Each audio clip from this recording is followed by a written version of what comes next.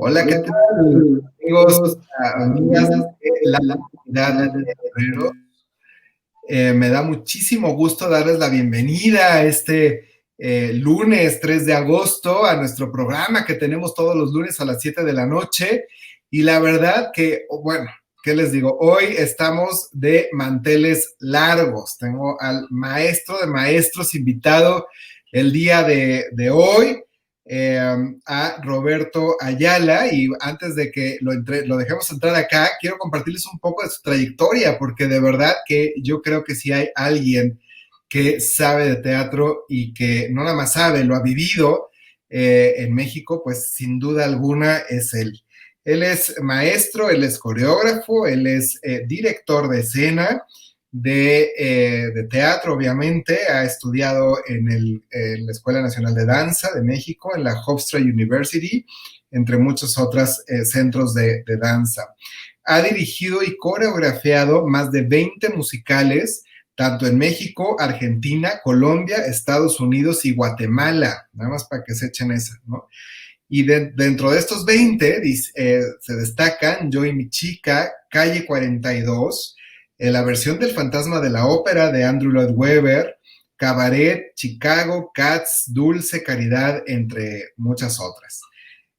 Roberto ha actuado y coreografiado también muchos programas de televisión, espectáculos de cabaret, circo y centros nocturnos. Ha sido profesor de danza por más de 45 años en las más importantes universidades, tanto de México como de Estados Unidos, así como ha sido juez en las competencias internacionales de danza, que ya nos contará.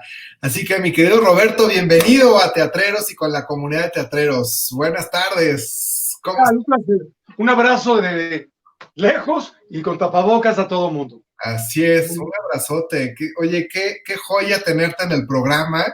De verdad que no sabes, estoy que no quepo de la alegría. ¿Por dónde quieres que empecemos? A ver, ¿por dónde quieres que empecemos? Porque la verdad que, a ver, ¿cómo te iniciaste en el teatro?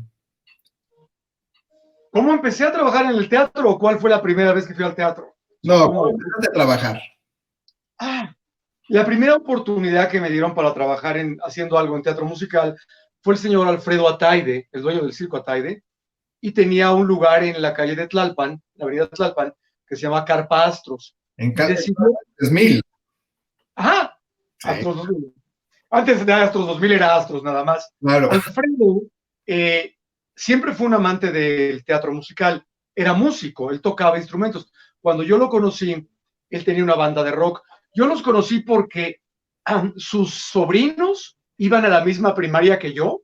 Entonces yo estudiaba con los niños Ataide. Y después de comer, típico que le dice a tu mamá, ahorita vengo, voy a casa a mis amiguitos. ¿A qué vas? A jugar. ¡No! Iba a que me cortaran a la mitad, que me convirtieran en león, que me subieran, o sea, iba a jugar al Ajá. teatro. Y ahí conocí a Alfredo, muy joven Alfredo, y las vidas tomaron un camino diferente. Y un día me habla para que le haga la coreografía del Mago de Oz.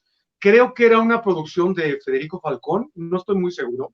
Y bueno, finalmente hice el Mago de Oz y aventado que yo era, ya daba clases, por supuesto, pues se me ocurrió montar aquello.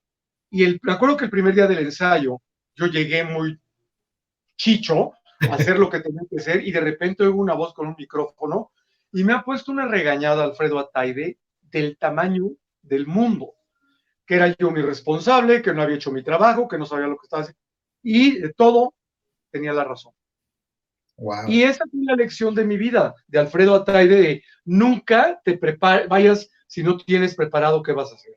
No puedes llamar a una planta de trabajo, en este caso la planta del circo, a que prendan luces para que el niño juegue a hacer teatro. Eso fue el primero. Bueno, fue una gran lección, ¿no? Y una gran experiencia, así es. Y de ahí, digamos, a estas producciones de gran formato, ¿cómo fue ese camino? Porque yo siempre supe que iba a ser artista, que iba a trabajar en el teatro, que iba a tener una conexión con el teatro desde chiquito, desde niño, que vi las primeras comedias musicales. Pero luego, en mi trabajo como contador público y en el despacho, daba clases, pero yo pensaba que la posibilidad de trabajar profesionalmente se había ido por un lado, y azares del destino, me vuelvo a reencontrar en la vida con Olivia Bucio. Olivia Bucio y yo nos conocimos en 1976. Ella bailaba en el Ballet Nacional de México, bailaba ballet, y yo estudiaba contabilidad en el Politécnico. Y hubo una convocatoria.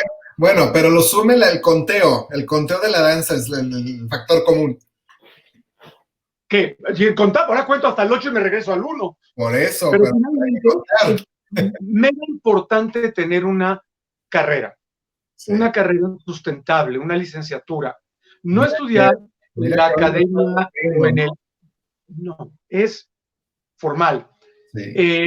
Y luego te voy a explicar por qué cuando trabajé en el tecnológico encontré las consecuencias de que mi carrera era económico-administrativa y no de comunicaciones en el escalafón de salarios. Pero eso ya es más adelante. Nos conocemos Olivia y yo, bailaba muy bien. Olivia, yo me acuerdo que yo venía del Politécnico a estudiar y veo entrar esta mujer, dos, Ligia Escalante y Olivia, con un leotardo de cuello alto, era un unitardo, y entran con este cuerpo, caminando como panteras. Dije, ¿y estas de dónde salieron? Y empezamos a bailar, y nos pusieron a bailar de parejas, y creo que bailamos Olivia y yo, no estoy muy seguro, pero bailamos muy bien. Y Olivia no cantaba nada, igual que yo, pero Olivia nada, Olivia canta estupendamente bien. Y nos quedamos en la obra, empezamos a ensayar, y no me acuerdo bien qué pasó con ella, pero yo tuve que decirle a mi papá que me había ido a audicionar una obra de teatro y que estaba en una comedia musical. Y venía el examen profesional de mi carrera y se conflictuaban las fechas. Entonces, o el título o la obra. Y mi papá me dijo, a ver, si esto es el sueño de tu vida y es lo que tú quieres hacer, hazlo, pero siempre y cuando esté al nivel de tu estándar. Wow. Y entonces, eso dije, ay, caray, ¿cuál es el nivel de mi estándar? Pues de que las cosas que tú admiras y tú respetas sean lo que tú vas a hacer. Y pasaron los ensayos y empezó a entrar los artistas que tuvieron que hacer la obra, y yo poco a poco dije, no, creo que mejor me titulo. Y me titulé. Oye, ¿de qué obra estamos hablando? Amor sin barreras. El Teatro Hidalgo. Gualberto Castro era Tony. No. María Medina era María, y el esposo de Sonia, no me acuerdo cómo se llamaba el hombre que hizo Bernardo, pero estaba, Emma Pulido estaba en el elenco. Y Edgar Flores, y gente muy talentosa, pero los principales, cantaba muy bien Gualberto, pero había un hombre que se llama Mario Pintor, que cantaba mucho menos, pero no era tan famoso. Y aquí viene el asunto de el famoso por supuesto. Entonces, luego fui a ver la obra y cuando la vi dije, está muy bonita, pero sigamos con la carrera. Y pasó el tiempo y ya dije, pues yo no voy a trabajar en el teatro, voy a seguir en esto. Y un día me reencuentro, voy a tocarle la puerta a casa de Olivia. Olivia sí continuó su carrera, ella estaba en Sugar con Enrique Guzmán en el elenco, en el ensamble, y luego suplió a Sugar y se quedó con el papel de Sugar. Sí, cuando Silvia Pasquel se fue y se fueron de gira y y luego entró Olivia a hacer Fantasma de la Ópera y Cancán, y la vida continuó, y como si hubiéramos sido paralelos, nos veíamos de repente, y ya un día nos encontramos de nuevo y platicamos, y su esposo en aquellos tiempos, un hombre que se llama Marcial Dávila, que había heredado el Teatro de los Insurgentes, y Déjame poner en contexto, porque luego las nuevas generaciones no saben de estas historias. O sea, estamos hablando de que estabas con los dueños del Teatro de los Insurgentes. Déjame ver si tengo el libro por acá. Sí, acá está. ¡Wow! ¡Qué maravilla! ¡Qué joya de libro! ¿Mandé? ¡Qué joya de libro! Es una joya el libro porque te habla desde Diego Rivera afuera del Teatro de los Insurgentes, porque la historia es así. Si ya vamos a contar el chisme, sí, el chisme completo, porque bueno, el teatro lo construyó Marcial Dávila papá.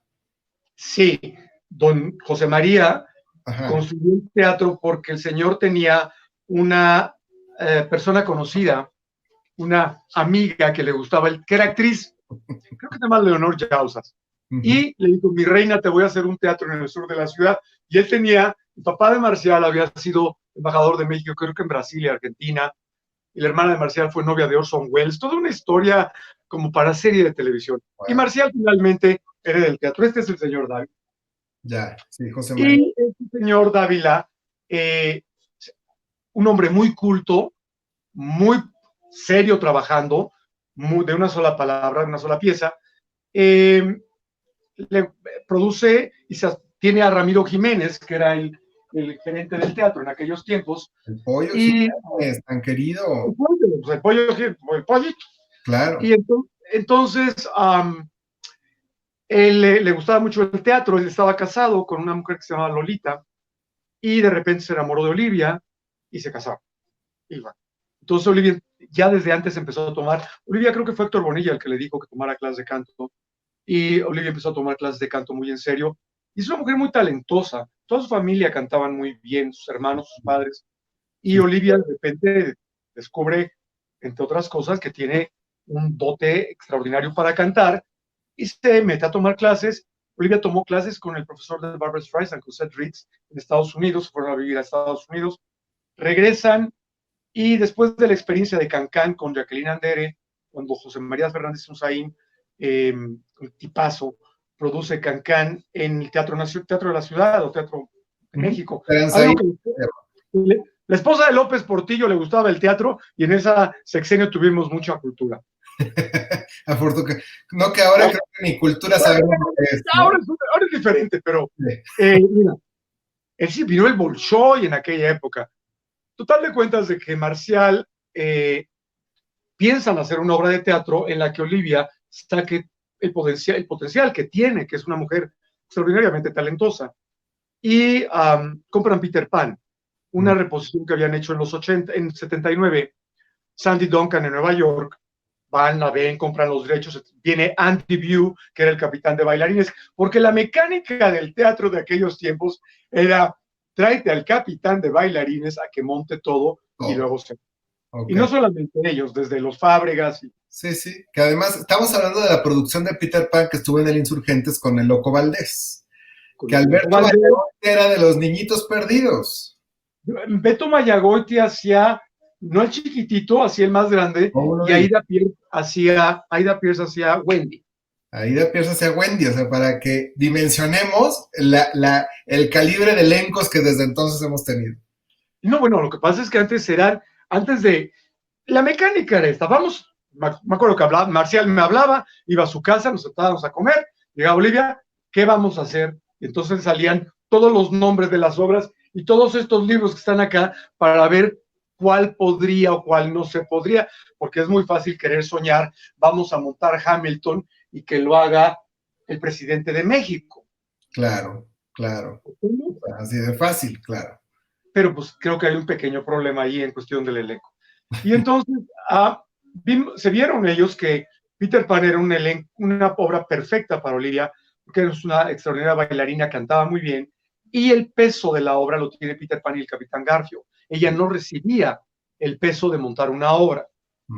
Y José Luis Ibáñez, que era mi profesor y era profesor de Olivia y era director de todas estas cosas que se hacían en México, adelante, se monta Peter Pan y es un éxito sin precedentes porque trajeron a este hombre que los volaba, Flying by Foy, este hombre que volaba a todo el mundo en Las Vegas. La obra no se podía hacer si no venía este hombre. Vienen, enseñan a volar, vuelan, y la obra funciona extraordinariamente bien. Se van de gira por todo el país. Que eso era... ¿En esa producción ya te tocó trabajar o todavía no? No, me tocó verla miles de veces. Me tocó ver un día que sale un niño corriendo porque quería ver a Peter Pan, y entonces entra al camerino de Olivia, y Olivia estaba pues de mujer, y de repente sale el niño corriendo, ¡ay, Peter Pan es mujer! O sea,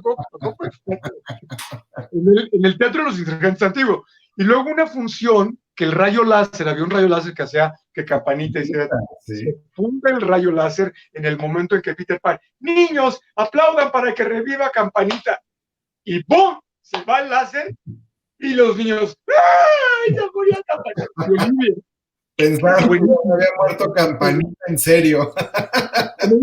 Olivia revive a los niños en lo que traen una linterna. Muy divertida comedia, porque Loco Valdés era de estos hombres que de repente traía el traje de Capitán Garfio, se sacaba la camiseta del América, no sé. Era muy tropicalizado el asunto. Sí. Jorge Neri dirigía en la orquesta, Fernando Moya era el capitán de bailarines, que es una... Yo me acuerdo cuando yo veía a Fernando Moya, de yo quiero bailar como ese señor. O sea, era fabuloso Fernando Moya, maravilloso. Claro. Había mucha gente, Ricardo Ribley, estaba Isaías, gente muy talentosa. Sí. Casi siempre eran los mismos en todos los teatros, como en Nueva York eran básicamente los mismos. Por eso se llaman gitanos, porque vas de obra en obra. Claro. Bueno, por eso la tradición esta que existe del saco, ¿no? En Nueva York. Eso aquí no hay, ¿no? Esa tradición aquí, eso no se los voy a contar ahora, eso lo dejaré para otro programa, pero esa tradición es muy única de la gente del teatro de Nueva York. No, aquí rezas y punto, y hay una Virgen de Guadalupe en cada teatro. Pero luego yo quería hacer Chorus Line, yo voy a hacer Paul San Marcos, o sea. ¿De qué me estás hablando? Porque más, yo vi Chorus Line cuando estaba en Lafayette, en el Public Theater of Broadway, antes de que abrieran Broadway, y yo me acuerdo que fui a verla y salí y me temblaba la mano. Le hablé a José Luis y le dije, ay, acabo de ver la historia de mi vida. Estaba muy, muy consternado. Y me tocó ver el Chorus Line original, antes de que llegara a Broadway, que tuvieron modificaciones, cambiaron canciones, casi la corrían y se quedaba Sheila. Okay. Me tocó ver el proceso de cómo cambió. Y luego, cuando se hizo aquí en México en el 81, pues dije, yo ya amarré. Y se murió mi papá en diciembre del 81, y entonces mi hermano me dijo, no me puedes dejar solo en el despacho, entonces ya me audicioné, y otra vez, pues ya la vida pasará. Y tenía alumnas en mi escuela que estaban en Chorus Line, eran swings en Chorus Line. Mira. Es que en Chorus Line al principio hay 8 gentes que se van para afuera. Sí. 2 de ellas eran unas hermanas, Biyu y Gigi Fernández. Unas alumnas muy peculiares que tomaban clase y iban con un chimpancé vivo a la clase. Y después de eso, bueno, pasa Chorus Line, Olivia se embaraza de José María, del niño, y tiene a la niña, y hace Olivia Lili y otras cosas en el Insurgentes que yo no tuve que ver, porque antes era como la misma estructura de gente. Yo no tenía una experiencia profesional de haber hecho 4 obras bailando en el coro, pero tenía los conocimientos para poder ser el capitán de bailarines o el director residente o el director, pero no tenía el currículum. Más o menos como lo que le pasó a Bianca en Broadway. Bianca es extraordinaria, pero no había hecho teatro regional, no había hecho compañía de gira, no había hecho todo lo que se necesita antes de haber sido Roxy en Broadway. Entonces, eso le afectó también un poquitito cuando audicionó ella para suplir a Susan Foster and Miller y no bailar tap. Pequeño detalle. Y me acuerdo un día que era lo que iban a hacer. Es que hubo muchos. Jacqueline Andere me ofrece hacer la coreografía porque Chantal tomaba clase en mi escuela, Chantal Andere, me acuerdo. Y me ofrece hacer la coreografía de Blancanieves. Claro. Y entonces, pues ahí voy con Blancanieves, y me toca José María Fernández Unzaín, que era el director de SOGEM, y bueno, todo un tipazo, me dice, che, nene, me acuerdo, ven acá, y se crea una amistad muy buena con ellos, porque hablábamos más o menos lo mismo. Y Jacqueline estaban haciendo, creo que La Familia Real, quería hacer un musical, Jacqueline de nuevo, y dudaba entre si era Little Night Music, con Fernando Allende y otras personas, o Aplauso. Total, que vamos a Nueva York, Chantal, y vamos a tomar clases, Chantal y yo fuimos a bailar, y compraron Aplauso, y luego fuimos a ver Aplauso a la Biblioteca del Congreso, y se vio que no era un proyecto viable, porque la economía de México, pues en esos años era muy volátil. Estamos hablando que hasta 1976 el tipo de cambio en México fue fijo. Eran 250 pesos de antes por $1. Sí. El 31 de agosto del 76 se devaluó el peso de 2.50 a 23 en un día. Que nos Y luego más adelante, de 23 se fue a 45. Y así se fue a 100, 150, 300, 600, 1000, 1500, 3000 pesos. Y luego ya estábamos en la época de Salinas de Gortari, se quitan los ceros y se vuelve el tipo de cambio 3 pesos. pesos. De lo cual en el 94 se fue en un día para otro de 3 a 6 pesos y ahora que estamos en 25. Es la historia de nuestra economía. Nuestra Como la economía. de Y que países. impacta directito en el teatro, ¿no? Y en todo. Pero en Estados Unidos es igual. Chorus Line, cuando abrió en 1975 en Nueva York, fue la obra que era más cara en Broadway. Costaba $15 el boleto más caro. Wow. Era una fortuna. Sí, sí. O sea, yo fui a ver a Little Night Music Company por $3 en el piso de arriba. Pero Claro. el metro costaba 25 centavos de dólar. Entonces, hay un poquito de correlación. Chorus Line estrenó en $15 y después de 17 años cerró en 50. Luego, cuando Jerome Robin Broadway se hizo en el 89, creo, el precio se fue a $100 porque había 60 personas en el escenario y una orquesta tremenda.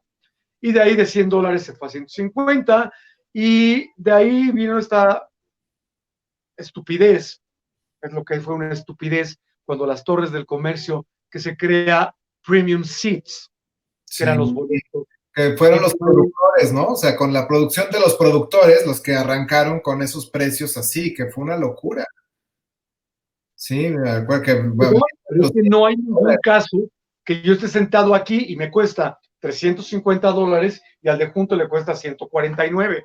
Claro, sí, Es una no. cuestión de oferta y demanda, Sí. que es lo que yo vi. Hamilton, me costó $146 y después se fueron a $10,000 los boletos en la reventa. Pero ese tipo de cosas de manoseo que antes había en nosotros en México con la reventa, que generalmente la administraba el gerente del teatro y el artista que encabezaba la producción, hace que sea más difícil para la gente ver una obra de teatro. Finalmente llega la opción de hacer un musical nuevo y pasamos por Company, por muchas cosas, Mac and Mabel. Y entonces querían hacer Mac and Mabel. Y yo me acuerdo que yo había visto Mac and Mabel y les dije, pero acaba horrible. No, que lo vamos a hacer. Se van a comprar Mac and Mabel. Y yo me acuerdo que me habla Marcial un día y me dice, ya compré Yo y mi chica. Le digo, ¿para quién? ¿O qué va a hacer? Para Olivia. Pero el principal es un hombre. No, que mira que vamos a... Ya se compran los derechos y se viene la preproducción de Yo y mi chica, que era una inversión monstruosa. Sí. Estaba en Londres y aún no estrenaba en Nueva York. Entonces Marcial se lleva a Héctor Suárez, que acaba de morir, a ver la función, creo que fue en Seattle, para que firmara el contrato. Y ahí van y se toman la foto con Robert Lindsay. Y luego de algunas situaciones, pues ya no fue Héctor, porque íbamos a abrir nosotros en México antes que en Broadway. Londres, México y luego Nueva York. Para no hacerte cuento largo, cambian de Héctor Suárez a Héctor Bonilla. Ok. Está bien, no es tan comediante, pero bueno, venía del diluvio que viene, ¿no? Muy buen actor y ha dicho el diluvio que viene. Exacto. Una garantía. Sí. O sea, Olivia y Héctor Bonilla se conocían y la química era perfecta. Entonces ¿cómo está? Yo me fui a audicionar a Londres con la coreógrafa de la obra, porque no creían que yo iba a poder con el paquete. Fui a audicionar a Londres, audiciono en el lobby de un hotel, y esta mujer me dice, ¿es en serio? Audicioné, y veo la obra en Londres, conozco la obra por detrás, veo la mecánica, y me toca un pleito de Emma Thompson, que hacía el papel de lo que hizo Olivia, el papel de Sally, que andaba con Robert Lindsay, y en esos tiempos ella se iba a casar con el director del Teatro Nacional, este hombre que hace Shakespeare, en fin, Sugar Khan. Y me vengo a México y se hacen audiciones de Yo y mi chica, pero no teníamos fecha de estreno. Entonces, yo audiciono con el material que yo conocía de Inglaterra. Empiezo a montar algo, me voy a Nueva York porque iban a estrenar, estaban ya en ensayos generales, y yo me voy a ensayar con la compañía de Nueva York. Y para no hacerte el cuento largo, cuando sale el director de la Obra de México. El director de la Obra de México iba a ser José Luis Ibáñez. Okay. Y José Luis había hecho una traducción de la obra de teatro que se llamaba Yo y mi novia. Okay. Y no era su novia, era su chica, pero bueno. Claro. El personaje principal no se llamaba Bill Snipson, se llamaba Memo, y Sally Smith se llamaba Mimi. Y la canción decía, "A me and my girl, Memo y Mimi, viven contentos". O sea, algo de lo más inocente. Sí. Y pues le piden a José Luis que lo cambien, no lo cambian, se vuelven rasguños, se va José Luis de la obra y yo iba a ser el capitán de bailarines. Y yo no me voy, yo me quedo, y dije, aquí me quedo, y ahí me quedé. Claro. Y entonces, antes de que se fuera José Luis me dijo, a ver, ven, porque yo le había resuelto algo a José Luis, creo que fue las relaciones peligrosas que yo le había visto en Londres y le había dicho cómo era el tráfico. Tiene importancia. Las obras se resolvían así, no se traía todo un equipo a hacer una reproducción al 100%. Estaba ocurriendo, claro. No, comprabas los derechos de la obra, los derechos del libro y tal vez los derechos de las orquestaciones y hacías tu versión de lo que querías. Generalmente las versiones eran 90% igual que lo que había en Broadway, pero con el material que había en México porque tenías que amortizar. No podías pensar que tenías una temporada cobrándolo de allá y era proporcional. Claro. O sea, ahí me voy a Nueva York y a ver el escenario porque David Antón no había conseguido los planos completos y entonces yo tenía que resolver otras cosas y los cues de luces y los del stage manager y la ropa de la esposa del pollo hizo el vestuario, entonces yo veía la ropa allá y en fin. Que además, hablando de eso, pues en Nueva York se estaba estrenando el Marquís, ¿no? Con esta producción.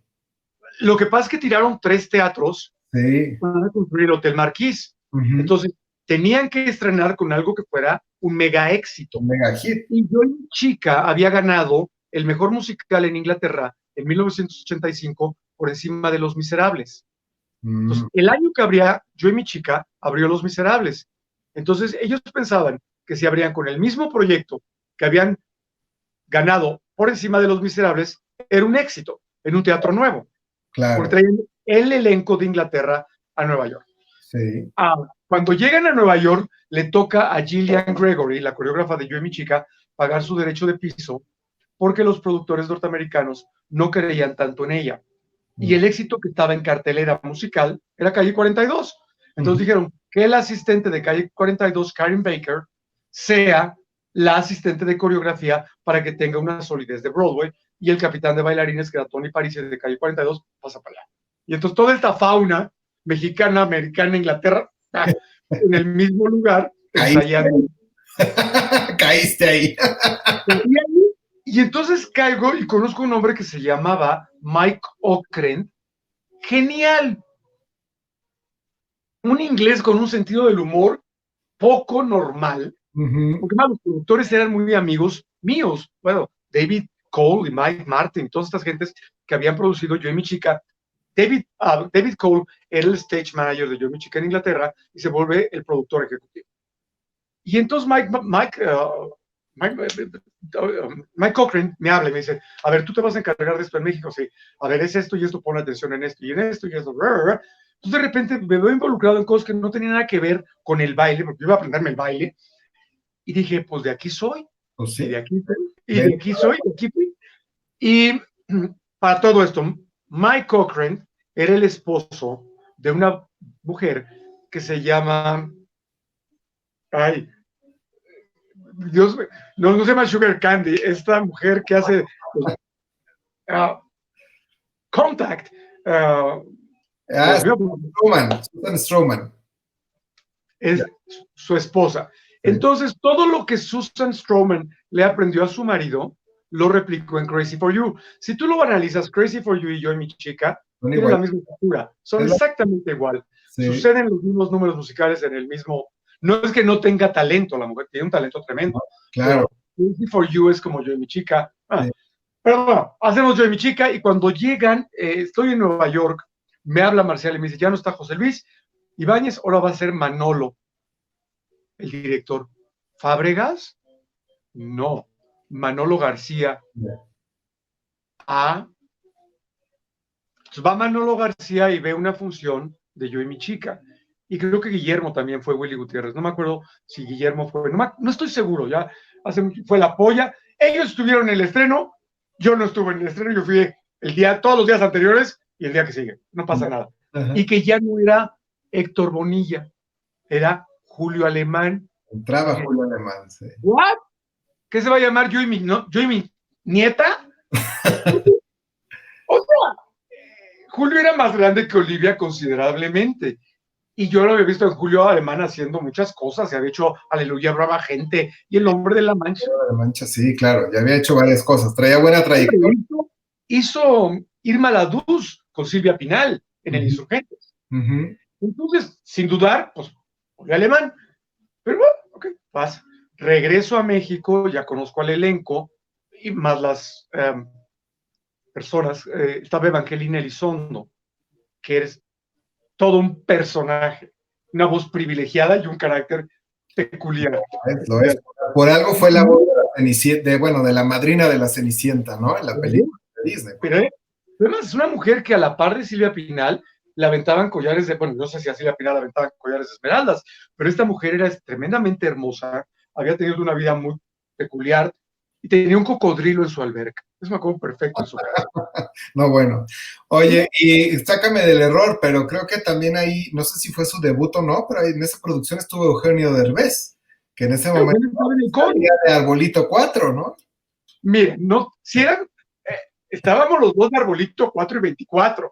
O sea, Eugenio es un hombre muy talentoso, sí. Canta bien, baila bien, pero no puede dejar de ser Eugenio. O sea, yo me acuerdo que a todas las fotos que se tomaban, Eugenio siempre estaba haciendo una cosa diferente y pues él decidió ya no estar en la obra y se fue, o el productor dijo que se vaya, pero pues se fue, Eugenio. Pero también, o sea, muchísima gente, Alicia Farr, Javier Jiménez, que habían hecho muchas comedias musicales y que yo admiraba tremendamente. O sea, estaba este hombre que estuvo en la primera Bella Dama. Jorge, ¿no? ¿No era él? Ay, no era. Hacía el Freddie Einsford-Hill en la primera producción de Manolo Fábregas de Mi Bella Dama. Gerardo Quirós. No, Gerardo Quirós es. Quirós. Jefe. No, Gerardo no viene después en mi vida. Ay, o sea, un hombre mega talentoso y cantante de ópera y cantantes de. Era un grupo muy interesante de gente, pero difícil. En una obra costosísima. Todo lo que también sacado en esa obra era caro, todo. Había candelabros, cubiertos, comida real, servilletas, el carro que se desarmaba, los telones, el vestuario, las pelucas, los sombreros, y con una logística imbécil. Todo el mundo entra con algo en la mano diferente a lo que sale. Y no había computadoras, ni había nada de quién era el swing, no había suplentes. Nada. Entonces había de quién cubre a quién. Fue realmente. Creo que, o sea, yo no sé, o sea, pero a mí me parece que no hemos vuelto a tener una producción como esa en México, o sea, de ese calibre de producción, vaya, de tanta utilería, de tal magnitud, digamos, quién sabe, se aprecia todo lo que ocurre en una escena, creo que, o sea, esa secuencia de inicio, ¿no? Del fin de semana de Hereford y la plataforma esta giratoria y la casa y las mesas y, o sea, era una cosa que dices, ¿qué es esto? ¿A qué veo? ¿Qué volteo a ver? ¿No?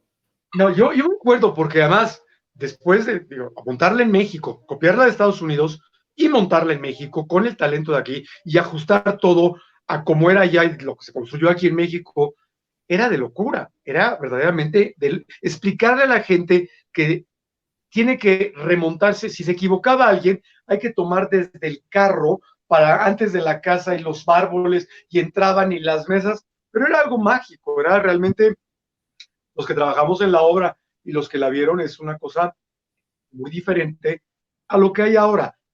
Obras como por ejemplo El Fantasma de la Ópera o o Mi Bella Dama, todas estas cosas que hay, La Bella y la Bestia. Tiene una logística maravillosa, pero todo ya viene armado. Claro. No manda a este triste humano a copiarlo todo.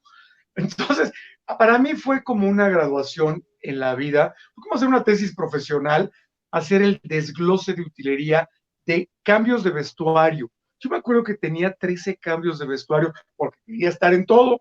Claro. Entonces tenías que desabrocharte la camisa, hacerte el moñito, los guantes, bailar, pero era muy gratificante. Mira, Cecilia Romo, que estaba o está muy grave de COVID-19, ella trabajó en esa comedia musical, fue de las primeras cosas que hizo Cecilia, y su hija, y gente muy entregada al trabajo, no había enfermos.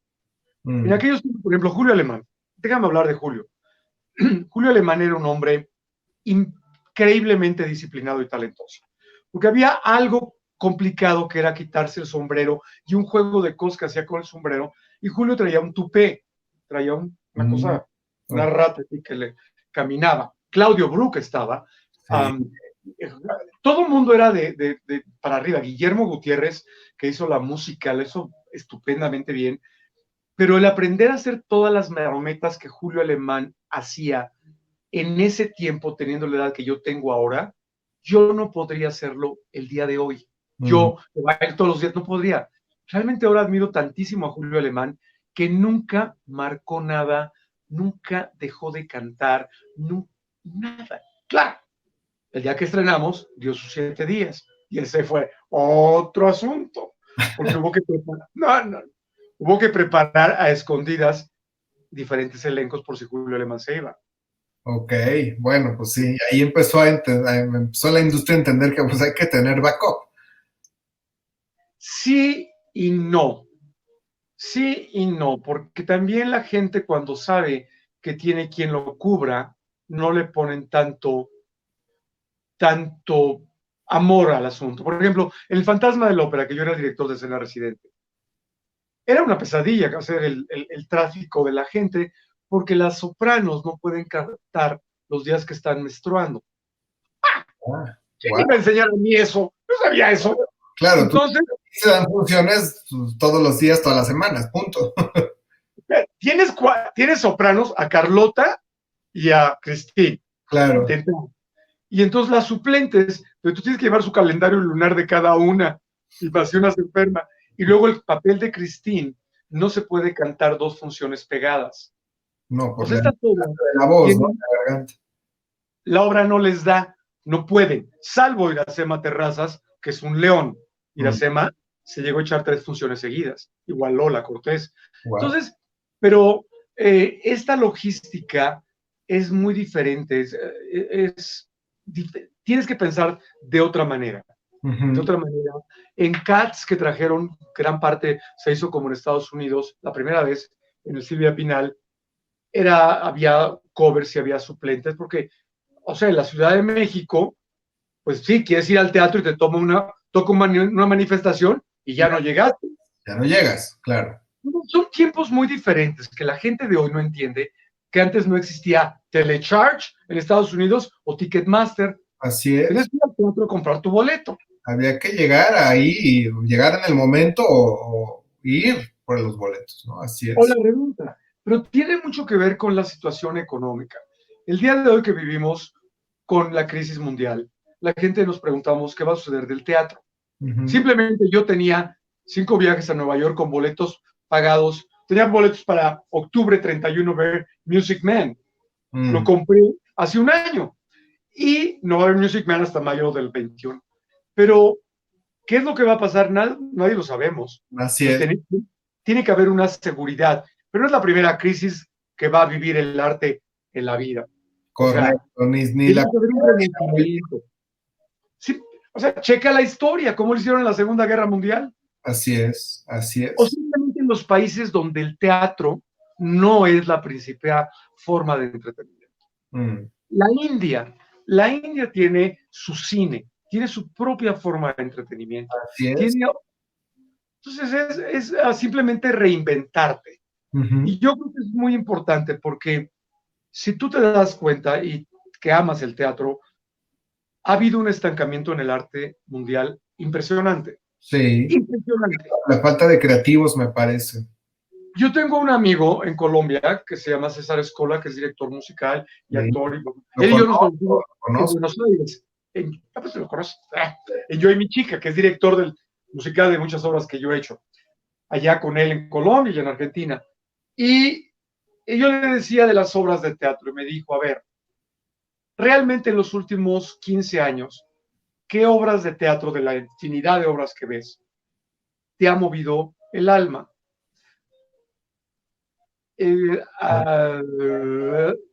Y mira, por ejemplo, a mí, en el pasado reciente, Moulin Rouge en Nueva York, me sucedió lo mismo que cuando vi Cats la primera vez, o El fantasma de la ópera, o Calle 42 o Chorus Line, que te quedas así. ¿Qué es esto? Sí. ¿Qué es esto? ¿Qué pasó? O la primera vez que, yo me acuerdo cuando fuimos Olivia y yo a ver Into the Woods, que salimos, ¿qué acabamos de ver? ¿De dónde? O sea, ¿qué pasó aquí? Sí. Eso no pasa necesariamente en el teatro ahora. La gente cree que Wicked, que es extraordinario, Wicked, es lo máximo en el mundo, o Mean Girls, o Dear Evan Hansen, o Hamilton, ¿no? Son Hadestown.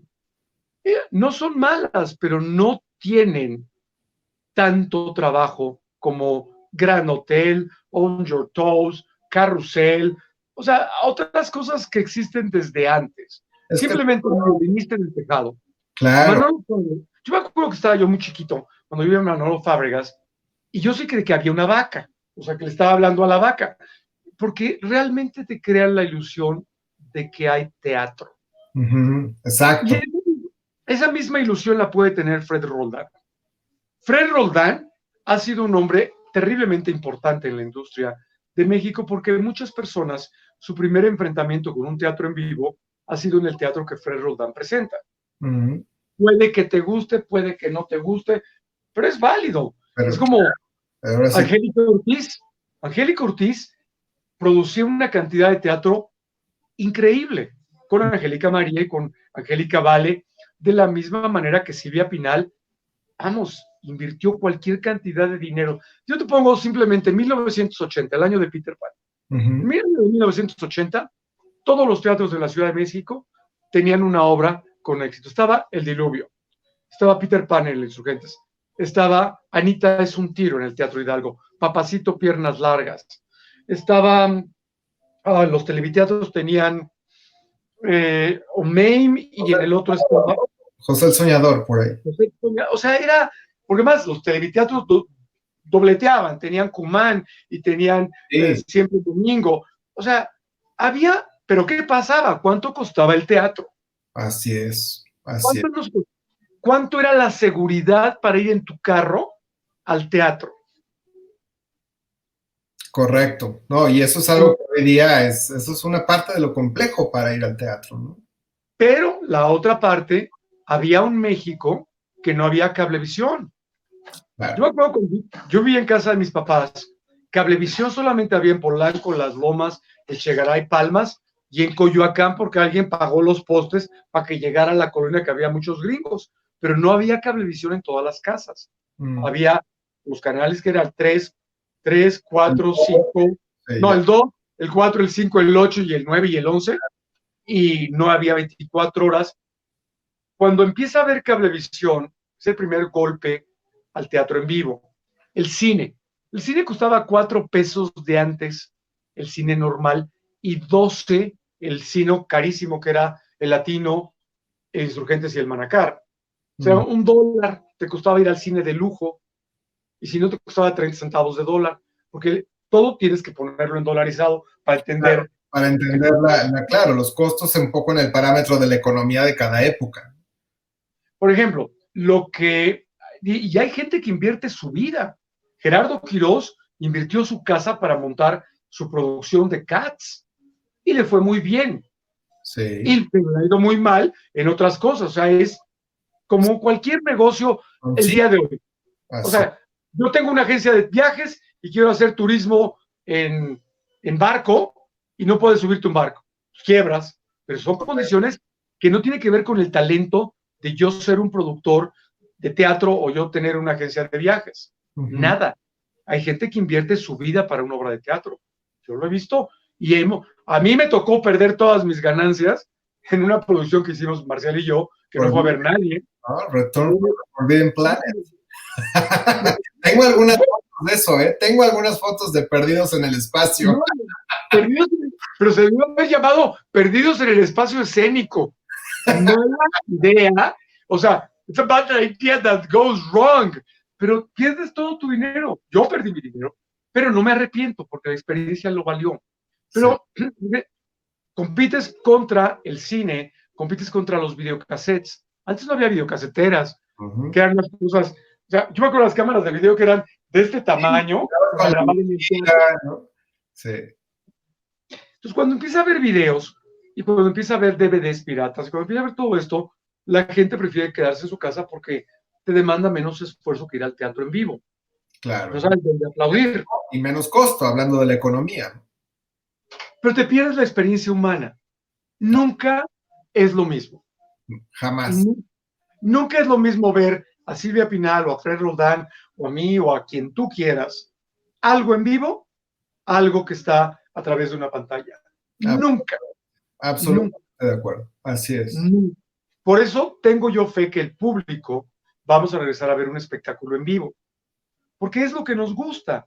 Es la parte de la convivencia humana, es parte del contacto humano. Sí. Que no lo puede tener ninguna máquina.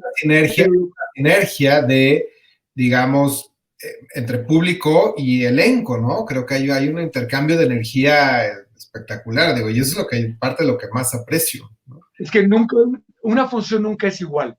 Nunca. Así hay es. días que la gente se siente en las manos y no aplaude. Y hay días que están muy contentos. Yo me acuerdo que la segunda función, cuando hacíamos 9 funciones a la semana, la segunda del domingo, o sea, la última, el público era el público del bostezo, porque venía después de comer, y entonces iban a... Yo me acuerdo, no me acuerdo quién fue, si Olivia o quién me dijo un día, que sabíamos cuándo iba a durar la obra de teatro, cuando veíamos al público, a los señores que iban con la secretaria al teatro. O sea, ya habían ido con la esposa y los hijos a regañadientes a ver el musical. Ajá. Iban con la secretaria y le decían, mira, mi amor, acá. Entonces, ya cuando era eso, que no se iba a encontrar a ningún pariente, ya, vamos a cerrar. Esa es la señal de que la temporada va en picada. Hombre, yo me acuerdo si fue en Yo y mi chica o en Calle 42, no me acuerdo cuál de las dos, estábamos en el Insurgentes y vino el Papa a México. Estábamos haciendo la obra y de repente una señora dice, ¡ahí viene el papamóvil! Y se sale gran cantidad del... Nos quedamos así, ¿qué onda? Y salieron, bajamos el telón, volvimos a empezar y la gente con una cara de iluminado. En Yo y mi chica nos tocó un asalto en plena función. No. ¿Qué no? Hombre, en Yo y mi chica en Argentina se nos murieron 3 personas. 3. Wow. 3 en la función. En México se meten unos con pistolas, se meten en escena. Estaba Olivia y Julio Alemán en la escena de la biblioteca y de repente Julio tiene que decir, esto no es parte de la obra. Y pasan con unas canastas y le vacían al público porque era la época en la que te arreglabas y te producías para ir al teatro. Wow, eso sí que no lo sabía, ¿eh? Como ocurrió en Rusia hace no mucho. Bueno, como 10. Esto sucedió en 1987 en el Teatro de los Insurgentes. Y en ese mismo año, te voy a contarte algo muy importante en cuanto a la economía. Se cae el lunes negro la bolsa de valores de Nueva York en octubre. Y nosotros teníamos como 9 meses en temporada. Y de una semana a la otra no teníamos dinero ni para pagar el hielo seco. Porque se debía de una devaluación y viene una crisis financiera mundial como la que vivimos ahora. Sí. Y entonces típico de, nunca voy a volver a hacer teatro, no voy a volver a hacer, nunca. Y entonces fuimos a vivir a Argentina, fuimos a hacer teatro en Argentina. Y cuando llegamos a Argentina, el austral era más fuerte que el dólar. Y dijimos, y aquí, y vamos a producir. Y nos tocó 17,000% de inflación. ¿Toques de qué? De golpe militar. y aquí estamos. Ahí está, así es, con semejante trayectoria además. Oye, ya casi estamos por terminar. Nosotros nos va a dar como para tener varios programas, ¿eh? No, pero lo más importante que yo quiero es que la gente no pierda la fe en sí mismo. Cuando pierdes la fe en ti mismo, estamos mal. Ahora, tu fe y tu idea, tu mente, crea una idea y se vuelve en una acción. Pero tienes que ponerte a estudiar. Si yo no hubiera estudiado baile, si hubiera estudiado teatro, puedo ser un fanático del teatro musical y tener muchísimas pósters y las camisetas, pero como me dijo un amigo mío, mientras tú no lo hagas en serio, vas a convertirte en un aficionado de teatro musical, teniendo todos los pósters y programas de obras de teatro, y tienes miedo de ir al diccionario porque te van a decir que eres mediocre. Tenía razón. Sí. No puedo estudiar en serio. Entonces, a las generaciones nuevas tienen que estudiar. Estudiar. Nunca es suficiente estudiar, vocalizar, tomar clases de actuación, leer, ver películas, porque la vida, somos nosotros en este momento parte de la historia de los que vienen, pero nosotros somos parte de la historia de los que están atrás. Para mí como profesor, mi misión es enseñar mi experiencia de vida a los que vienen. Que además es espectacular el trabajo que haces, de verdad, no es guayabazo. No, fíjate que no, porque yo he dado clases de baile en silla de ruedas, y no por ser víctima de nada, simplemente porque un día estás arriba y un día estás abajo. Así y así es. Hoy nos toca estar en la vida en otro momento diferente que en enero de este año. Entonces, de aquí para adelante. Correcto. Muchísimas gracias, Samuel. Yo creo que en el mundo del teatro, sí, o sea, eres un referente, o sea, y muchísimos siguen yendo contigo porque saben que eres el top de los top, la verdad. O sea, es lo que es, ¿no? Mira, toda la gente, la mayor parte de la gente que está dando clases el día de hoy en el país ha sido mi alumno. Han sido tus alumnos, exacto. O alumnos de algún alumno. Entonces, muchos tienen pavor de venir conmigo porque sé. Pero, mira, no es ni yo inventé el teatro, ni yo inventé el baile. Hay como para todo. Pero sí es cuestión de estudiar, y de ver y pasar tu vida realmente siéndole fiel al teatro, yendo a ver cosas que te gustan, cosas que te gustan, y dejar de ser criticón.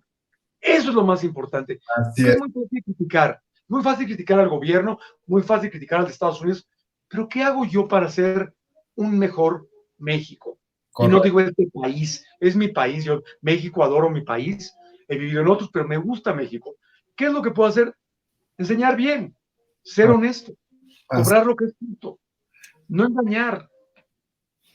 Creo que eso es un elemento clave y pues prácticamente transversal para todas las industrias al final del día, ¿no? Mira, simplemente Morris Gilbert. Yo me acuerdo de Morris en las clases con José Luis Ibáñez. Morris, puede gente que le guste, puede gente que no le guste, pero Morris es un hombre que ha hecho lo que nunca pudo hacer ni Manolo Fábregas, ni Silvia Pinal, ni José Luis Ibáñez, ni Marcial Dávila, ni Julissa, ni Angélica Ortiz. Correcto. Punto. Así es. De una sola pieza. Puede que estés de gusto, que el elenco, pero ha hecho lo que nadie pudo hacer en México. Así es. Y yo para eso, me quito el sombrero, Morris Gilbert es de una sola pieza. Es un amante del teatro. Antes de que trabajara en Ocesa, Morris produjo cuántas cosas. Sí. La primera obra que yo me acuerdo de Morris que produjo Los hijos de Kennedy, acá en el San Jerónimo con Héctor Bonilla y La Pasquel, él era el bartender porque él quería trabajar. Y él se entendió que es un excelente productor. Es de una sola pieza Morris Gilbert. Correcto. No es de dientes para afuera. Y tiene un equipo muy fuerte. Isaac Saúl, por Dios. Sí, Isaac Saúl, el hombre es una institución. O sea, Jaime Matarredona, Claudia, todas las geles, Genoveva, realmente, y que hemos estado ahí, perfecto. Simplemente uno de los productos que pueden estar orgulloso México como país, que de esas producciones salió una bailarina, que después fue stand-by, que es Bianca Marroquín, que entró como swing en Fantasma de la Ópera, se va la capitana de bailarines, me ofrecen a mí ser capitán, dije, no, yo me quedo con lo mío, y Bianca y yo hicimos equipo en Fantasma de la Ópera, y Bianca es Bianca, pero nunca Bianca tonteó. Bianca siempre estaba en el piano, en los camerinos, practicando su voz y determinada lo que quería hacer, completamente. Y ahí está. Y ahí está, y hoy es quien es y está donde está al final del día, ¿no? Y la carrera no es cosa sencilla también. Puede que te guste, puede que no te guste, pero a ver, hazlo. Así como les digo a mis alumnos, a ver, hazlo. No es tan sencillo, no es tan sencillo, así es. No, hombre, la verdad es que te digo que nos va a dar como varios problemas, porque ni siquiera hemos platicado, yo no sé, o sea, ni de Cat, ni de Rock of Ages, ni de yo qué sé, Calle 42 apenas si lo mencionamos, pero bueno, tú sabes cuándo. A mí me gustaría hablar de las cosas necesariamente que yo he hecho. Primero tengo que dar homenaje a quienes están atrás de mí y que yo admiro. Evidentemente a Olivia, mi profesora José Luis Ibáñez, a Guillermo Gutiérrez, a Marcial, a los Fábregas, indudablemente, o sea, no puede, Silvia Pinal, o sea, el main que todo el mundo fuimos como babosos a verlo en el 72 y que decíamos, ¿de dónde salió esta mujer? O sea, y que sigue viva al día de hoy, Silvia Pinal. Nuestra prácticamente última diva. Pues mira, no porque hay muchas divas ahorita. Una diva es una diosa, pero falta que el tiempo nos ponga a todo mundo en donde debemos estar. Cierto. No es que yo me quiera construir mi teatro, o no. Alguna vez lo pensé hacer un teatrito, pero no. A teatros los hago aquí en el estudio. Es que los invito a que vengan a mi estudio y se entrenen o entrenen en línea, pero entrenen en serio. No entrenen pensando en lo que voy a hacer. No vayan a audicionar pensando, me voy a quedar con el trabajo. Voy a audicionar para demostrar lo que puedo hacer y si les gusta lo que hago, pues está bien, y si no, pues a lo que sigue. Así es. Y al final del día es una disciplina y es una vocación, pero también es una responsabilidad. Pues sí, porque yo me acuerdo alguna vez, no sé, alguien que me salió en el Insurgentes, un niño que fue con un programa y me dijo, no me firma mi programa, y no supe qué decirle, ¿por qué? Es que lo vi bailar y me encantó, y dije, ay, o sea, afectas la vida de alguien. Así es. Y entonces cuando te das cuenta que el estar parado en un escenario, tienes a 1,126 personas como en el Insurgentes que pueden opinar que les gusta o que no les gusta, es una responsabilidad pararse en un escenario. Te pares en la Mañanera o te pares en el Teatro Coyoacán o en el Teatro de Gerardo Quirós o en el de Manolo, es una responsabilidad. Así es. Y la historia te va a poner en tu lugar. El otro día me vi bailar algo que alguien subió de que me iba a bailar y de repente me estaba viendo los músculos me hacían así, de que todavía tengo mi memoria muscular de lo que disfrutaba hacerlo, pero de la misma manera,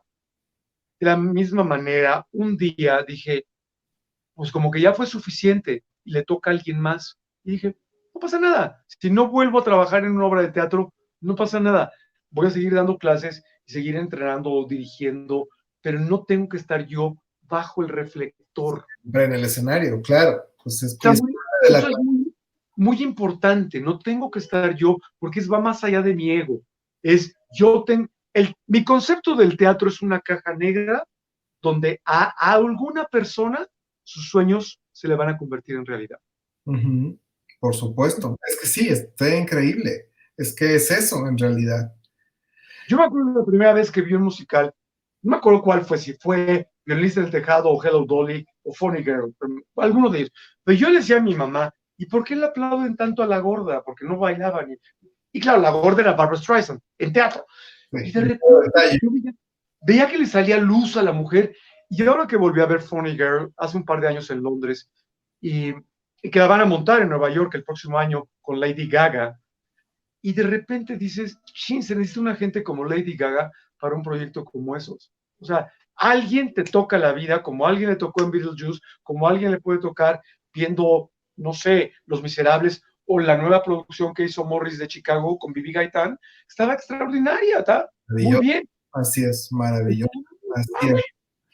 Así que bueno, mi Robert, cómo te agradezco tu tiempo y compartir con nosotros en este programa y en esta comunidad de teatreros. Yo estoy seguro que va a ser muy enriquecedor, está siendo muy enriquecedora esta plática y de verdad la puerta abierta, me encantará que hagamos una segunda sesión cuando puedas, cuando tu agenda... Guillermo Méndez.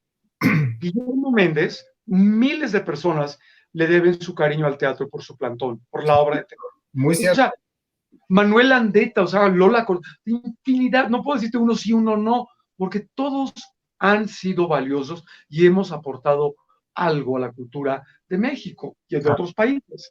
Entonces, cuando lo ves en retrospectiva, dices, chin, yo he hecho todo esto, he visto todo. Pues sí, pero pues lo importante es qué voy a hacer mañana. Correcto. Y lo que voy a hacer mañana tiene que ver con levantarme temprano, entrenar, hacer mi disciplina, lavarme los dientes y estudiar. Así es. Y no hay más. Muchísimas gracias. Te mando un abrazo enorme a la distancia y pues a toda la comunidad que nos está viendo. Los espero el siguiente lunes en punto de las 7 de la noche. Muchas gracias y buenas noches. Un abrazo. Cuídense. Chao.